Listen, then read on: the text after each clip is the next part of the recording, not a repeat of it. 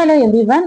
మరో 5 రోజుల్లో యూట్యూబ్ కొత్త నిబంధనలను చెప్పొచ్చు. ప్రపంచ వ్యాప్తంగా ఆదరణ పొందిన వీడియో స్ట్రీమింగ్ సంస్థ యూట్యూబ్ తన ప్లాట్ఫామ్ పై వ్యూస్ లెక్కింపు విధానంలో భారీ మార్పులు చేస్తోంది.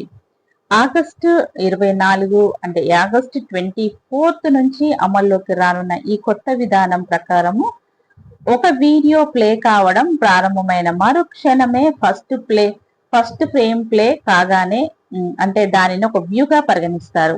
అంటే గతంలో ఒక వ్యూ నమోదు కావడానికి వినియోగదారులు సదరు వీడియోను నిర్ణీత సమయం అంటే సుమారు 30 సెకండ్స్ వరకు చూడాల్సి వచ్చేది. అయితే డిజిటల్ మీడియా పోటీలో టిక్ టాక్, ఇన్స్టాగ్రామ్, రీల్స్ వంటి ప్లాట్ఫామ్లకు అనుగుణంగా డేటా విధానాన్ని ఏకీకృతం చేసేందుకు యూట్యూబ్ ఈ నిర్ణయం తీసుకుంది. ఇప్పటికే యూట్యూబ్ షార్ట్స్ లో అమల్లో ఉన్న ఈ సూత్రాన్ని ఇకపై లాంగ్ ఫార్మాట్ వీడియోలకు కూడా వర్తింపజేస్తుంది.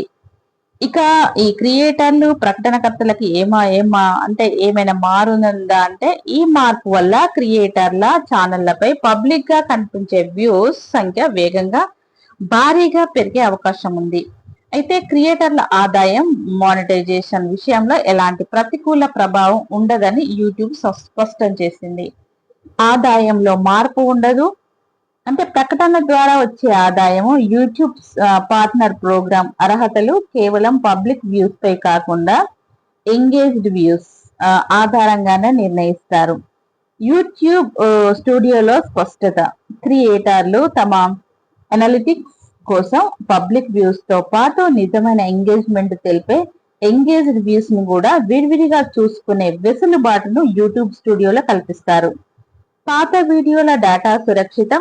ఆగస్టు 24 కంటే ముందు అప్లోడ్ చేసిన పాత వీడియోల చారిత్రక డేటా యథాతథంగానే ఉంటుందని స్పష్టం చేసింది.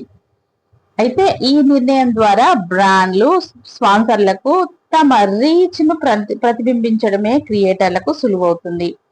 ఈ విధానం ద్వారా డిజిటల్ కంటెంట్ పరిశ్రమలో మరింత పారదర్శకత పెరుగుతుందని టెక్ విశ్లేషకులు భావిస్తున్నారు. ఇది అన్నమాట వీడియో సంబంధించిన విషయము, అంటే యూట్యూబ్ సంబంధించిన విషయము. ఇది 24th నుంచి అమల్లోకి రానుంది. ఇది అన్నమాట. ఇలాంటి ఇన్ఫర్మేటివ్ వీడియోస్ కోసం మన ఛానల్ ని కొత్తగా చూసే వాళ్ళు ఒక్క లైక్ ఇచ్చి షేర్ చేయండి. Thank you.